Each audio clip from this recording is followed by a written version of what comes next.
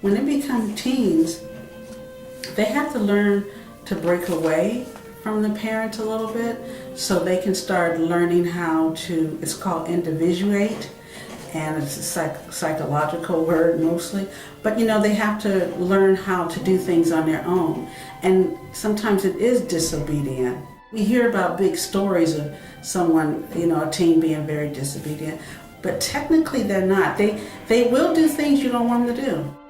Well, of course, in a negative sense where discipline has been broken, parents become very irate and they want to give a really hard punishment when their teens are not following their order. And parents are stressed now and they have high demands on themselves to work, pay bills, and they can overreact because of all the other things that are falling down on them. And then they also can overreact because they're scared of what can happen to their kids if they don't do the right things or go to school and graduate from high school. Well, I love them, I care for them, but we do get into a lot of disagreements when we don't see eye to eye. Teenagers sometimes would just be really weird, just act weird in ways that we don't understand. But then I think back to when I was that age, I did weird things too. You know, sometimes wave dress is just weird. I try to tell my kids, it's like, that don't go, that's weird looking, and they don't care. It's just what they want to do.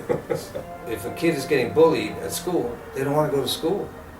So they will start cutting school. Or their bodies will actually start creating a sick feeling about going to school, and then they'll tell their parents, I feel bad, I don't feel good. And what's really going on is that there's just a lot of anxiety around going to school, and it starts having physical symptoms and physical impact on the health. Try to have an agreement, because we react to things, but there's usually a deeper issue underneath there. So we run support groups for girls and boys. And it's a place, a very safe space and place where they can talk about family issues, rebelliousness issues, what's happening in their school relationships, what's happening in their, peer relationships, in a way that they feel that they can speak in a safe space.